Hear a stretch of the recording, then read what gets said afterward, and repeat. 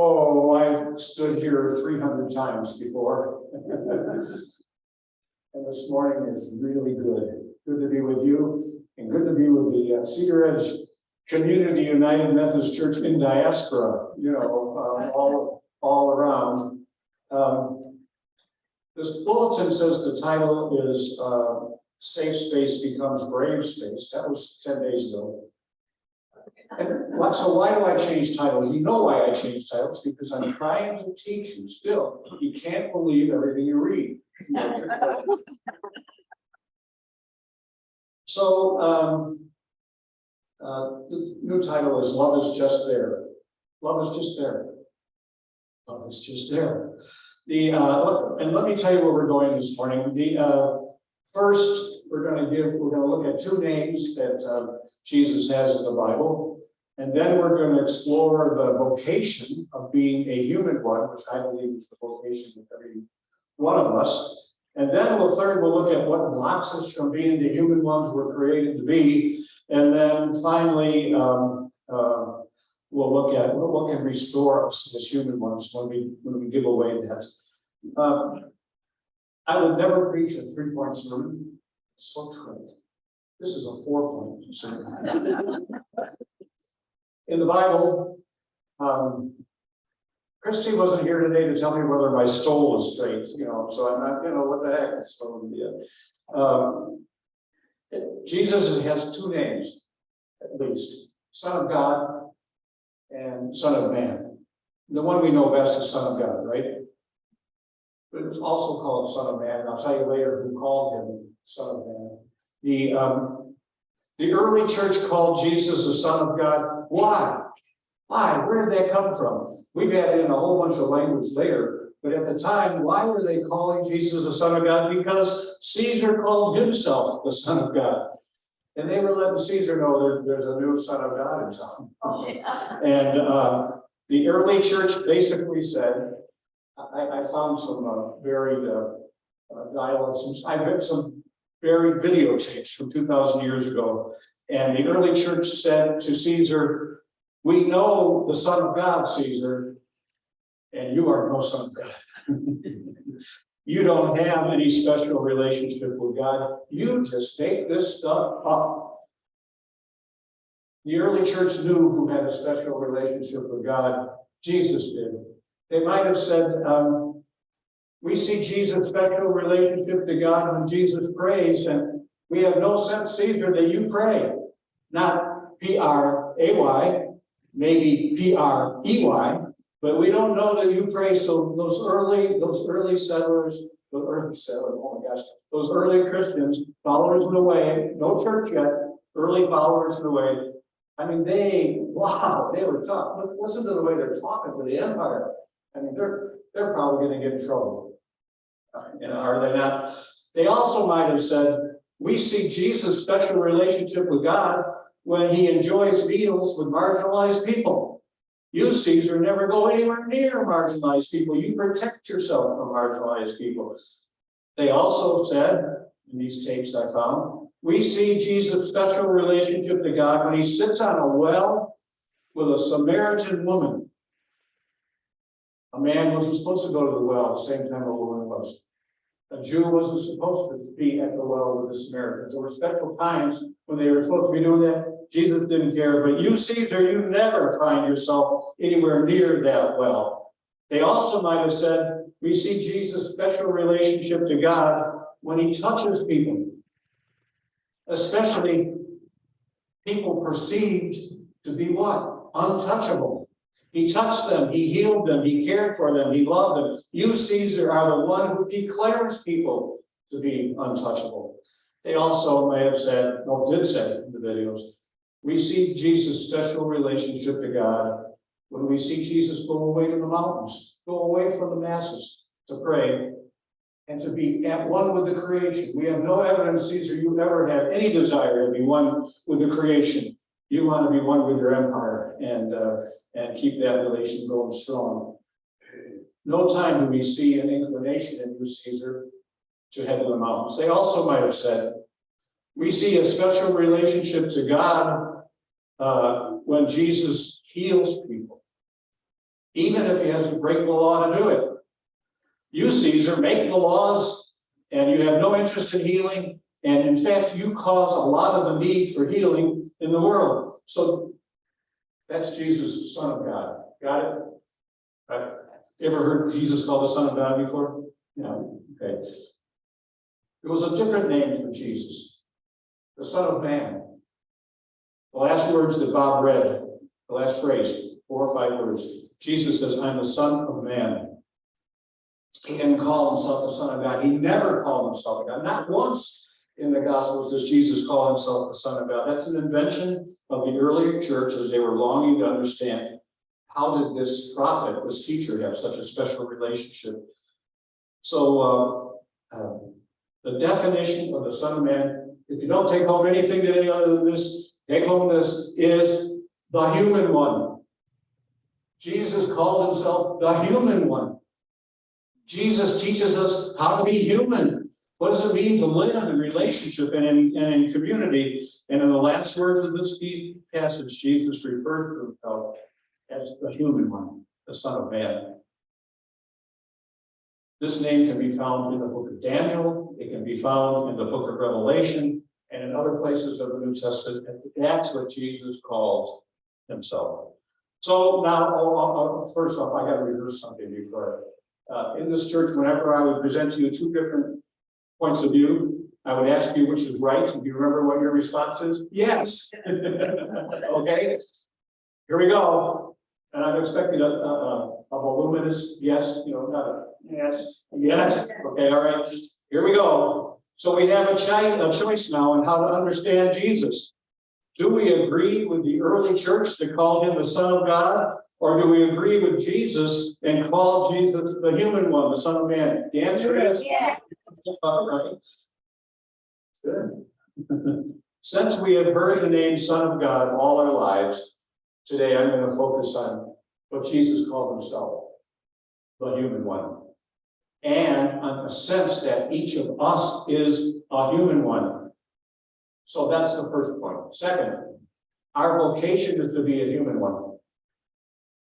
I don't have a vocation to be a Methodist. I don't have a vocation to be a pastor. I don't have a vocation to be a teacher. I don't have a vocation to be a father. I have a vocation to be a human one, to be what God created when God created me in God's own image. So what I'm seeking to say is, like Jesus, each of us is a human one. When Jesus was baptized, a voice from the skies said, or in the report, "This is my child. I love my child." What do we learn from Jesus? We learn how to be a human one. When I was baptized with my sister in Chicago, I don't know if she heard this, but I heard a voice coming from somewhere above the chancel. I was 4 years old. Okay, I heard a voice coming from above the chancel saying, "This is my daughter. I love her. You can call her Kitty." That voice wasn't done. Not only did it want to affirm that Kitty is a human one, it also wanted to say, "This is my son, Joseph Edward. I love him. You can call him Joe." I heard that. I heard that. That's as real to me as could ever be. And don't give me any enlightenment test on what makes it real for me. It is just real. It's just real for me. I hope you're getting the point, because the same words were spoken to each one of you, either in your birth or in your baptism. And the words were exactly, you are a human one. You are who God created you to be, your own special, wonderful, vulnerable self. The exact words then are, my sister's vocation is to be a human one, to be Catherine Mildred, to be Kitty. My vocation is to be the human one, to be Joseph Edward, to be Joe. All of us have a vocation to be a human one, birthed in God's image. Now, there are things that threaten us, threaten our humanness, right? And we all know about them. Jesus lists 4 of those things in this passage. from Matthew 10. So I want to go back and look using Jesus' insight and figure out what are the things that Jesus pointed to. You might call them principalities. Bill Stringfellow, a lay theologian, calls these principalities. They are those things that have power over us, and they have as much power over us as we let them have power over us. And they're principalities, calls them. Jesus said that one of the principalities is religion. In this passage,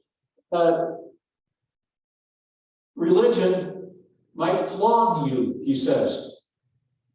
Well, ask LGBTQ plus people, ask people of color, ask poor people if they've ever felt flogged by the church, by religious rhetoric, religious exclusion, religious hate action. The church might tell us we're called to be religious. We're not called to be religious. It would deny our call to be a human one. It would deny that to be the human one is our vocation. Jesus also said that we might be brought before a second principality, governors and kings. This is stuff even Stephen and I agree on. The empire will seek control. Right, Steve? Are you there? Yeah, you're supposed to nod, Steve. There you go. The empire will seek to control us, prescribe how we're to behave, and threaten us if we don't follow its rules. The empire will preserve its own life and declare people expendable, especially poor people, non-binary people, and marginalized people. Jesus even says that our family can be a principality. I know a lot of people in this room, and I know a lot of people on the screen, and this is true. Our family can be a principality that wants to keep us from being a human one. Family members will betray each other through the dangers of abuse, violence, or neglect. And some of us find that in our own homes, in our families of origin, or even in our homes today. And Jesus speaks of a fourth principality, the communities we find ourselves in. He says if we are experiencing rejection or persecution, confronted or what? Get out of town. Don't take it. Don't stay there. Go. You are a human one. You don't have to take. That. So sometimes we're afraid, and we let the principality of family overtake us, and so we hide the human one we are because we think we will be able to endure if we do so. Jesus is just being honest here. To be a human one can leave us vulnerable to the principalities that destroy life. These principalities, when the chips are down, will preserve themselves and treat our lives as expendable. All of us have been threatened by death in one way or another, by religious principalities, by national principalities, by familial principalities, by community principalities, and so many more. Well, so then my third point is what restores us to be the human ones we're created to be. In this passage, Jesus says, we do not need to fear death. No one can keep us from being a human one. No one can keep me from being Joseph Edward. No one can keep my sister from being Catherine Mildred. I don't know if she wanted me to make public Mildred. I think I'll probably hear later. It's okay. They say it's okay. No one can keep us from being the human ones God calls us to be. We are children of God. We are human ones. We are loved. That's it. That's our message. That's the gospel. That's grace. We are loved. And I want to illustrate from my own life the truth that is in each of us. We are loved. It's been an interesting year, and I know all of you have had interesting years, and you could stand here and tell about your interesting years, but I'm here and I get to tell about my interesting years. This year I retired. And I started in 1965, 57 years. And oftentimes pastors have our identity into our work. I'm retired. I am a human one. I am Joe Agne. In the last year, I relocated, came back home. My sisters and and her Kitty's daughter and my kids did an internet intervention and said, come home. You don't have to live with the stress you're living with, come home. And so now I'm one block from Kitty. In my first apartment, I could see her apartment out my door. We needed to learn flags. And we hadn't lived close to each other since 1956. I'm 3 or 4 stops on the train from my daughter. I've got nieces, a niece and a nephew in driving distance. It's just a wonderful, wonderful, wonderful place to be. The name of the place is home. I left in 1990, 32 years earlier. And now I'm back home. Also this year, I was diagnosed with AFib. Many of you have had it. It's not a picnic. It's not a picnic. I was diagnosed with cirrhosis of the liver. No, I don't drink. That's the question I get most. I'm overweight. What I have is it's the fastest growing cirrhosis of the liver in our country. It's called non-alcoholic fatty liver disease. Last Monday, and also during the year, I was diagnosed with melanoma, with cancer. Up here. And then last Monday, I was in the Jefferson County Courthouse dissolving a 26-year marriage. A marriage that started with a lot of dreams and promises, some of which were met, and some which were not. And but that marriage is now dissolving. There have been many opportunities this year for me to fear death, and I have. I don't want anybody to say, oh, he's a pastor, he doesn't fear it. No, I was scared. I thought of any number of words I'm not saying, but I was scared. And there have been many opportunities for me to fear death, the big one, if you will, and to fear death, the little ones that come with things like rejection or relocation or change. This is my discovery. None of these events kept me from being the Joe Agne I'm called to be. I am Joe Agne. I am the Joe Agne I'm called to be, and I am, and nothing can happen this year or any other year to keep me from being a human one. All year long, I have been loved. Loved by neighbors at the Marion, and 2 of them who are not on this morning because they're loyal Lutherans. Joyce, and they're at our Lutheran church. Why would they not stay at their Lutheran church? Come on, Anyway, my watch started blinking red, and it said 125 beats, no exercise. So I said to people that were eating lunch, I said, take me to urgent care. And so Janine and Greg said, okay. And then they winked at each other. And where did they take me? To the emergency room. And I was there like 10 seconds, and I went in, because they had to deal with what was going on. Loved by neighbors at the Marion. I've been loved by my daughter, Sarah, a physical therapist, who translated between doctors and me during a week of hospitalization. And I had 2 doctors arguing about what was going on with me. But Sarah was kind of trying to hold them into account, And I've been loved. I've been loved by my sister Kitty, who accompanied me the whole week, every single day in the hospital. I have been loved by a doctor at the Mayo Clinic. I went to find out about the liver and the heart thing, and they gave me a full exam. Mayo Clinic, I saw 11 doctors in a week, and it cost them $0.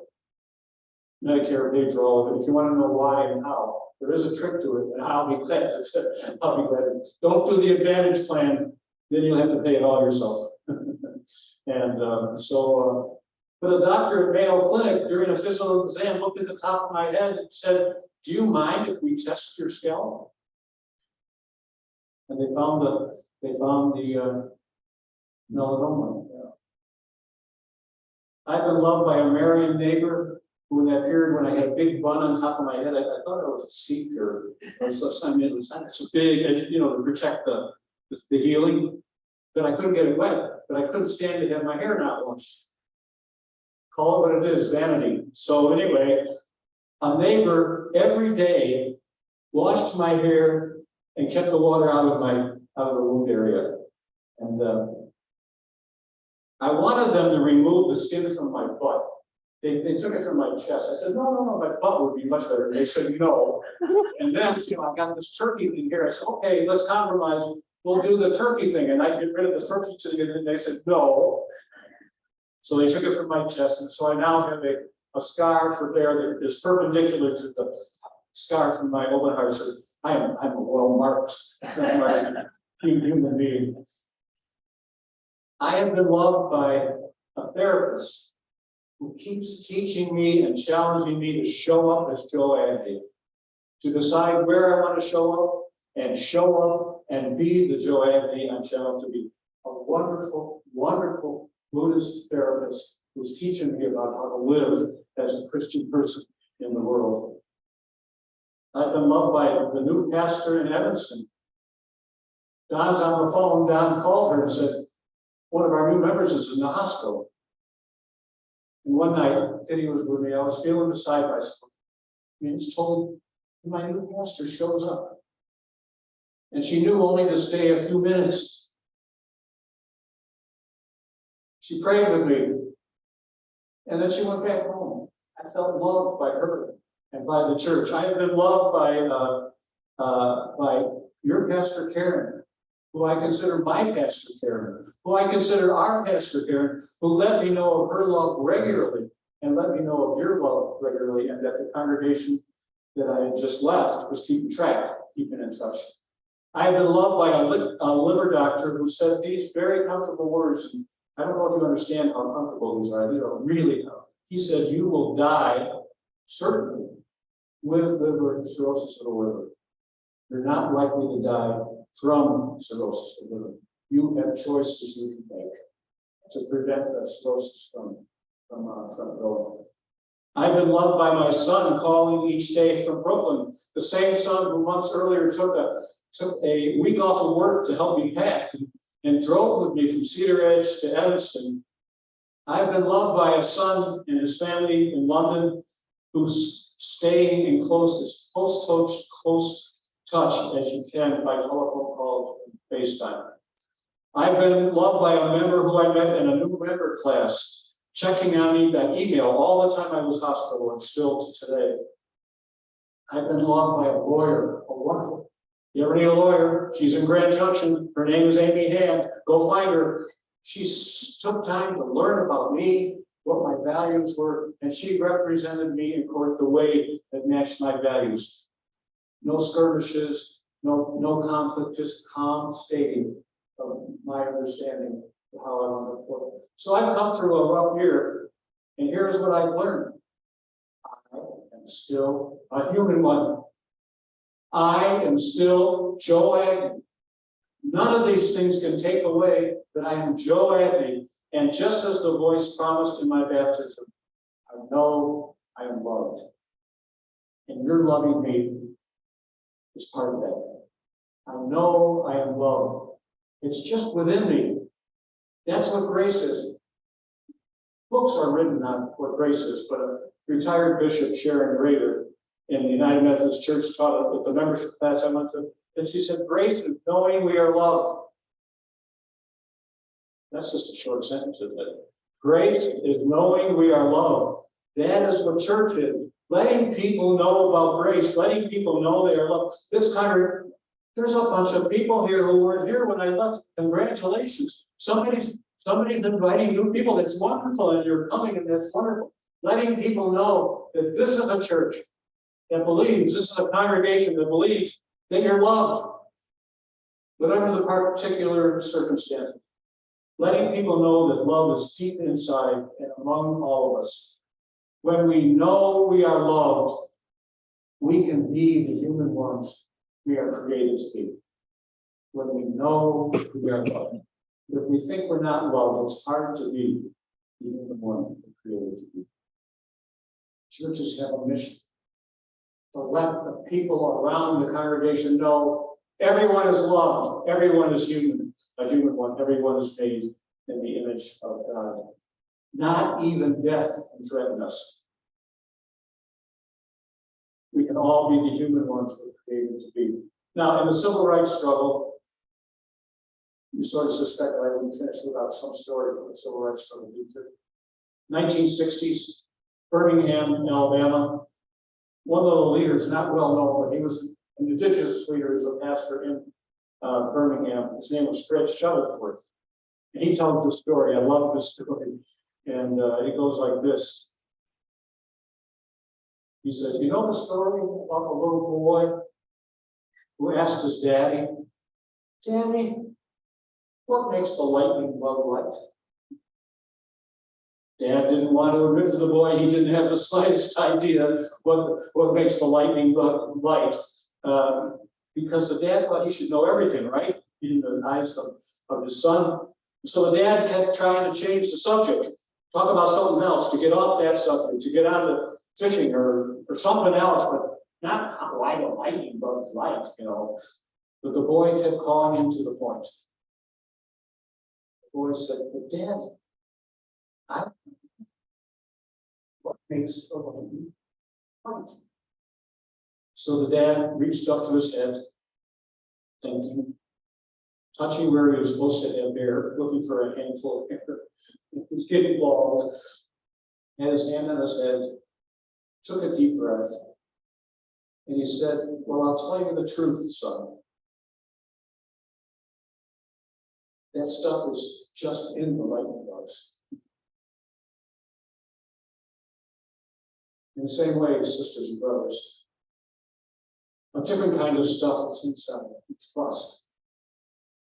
In our case, it's not a lighting element, or maybe it is. You know, I wrote that and I'm wondering, well, maybe love is a lighting element. But anyway, it's not the same lighting element that lights up a lightning bug. What's inside of us is love. It's the interior stuff that tells us we are God's children. It's the interior stuff that tells us we are loved, that each of us is a human one. No one can take away from us the stuff that is just within us. We can give it away. We can hide it. We can pretend it's not there. Nobody, no one, no principality, no power, no one, no matter how big and strong and scary they are, they can't take away from us that we are loved. No one can take the love that is within us. No one can take away the love that is within us. It's just there. Love is just there. Amen.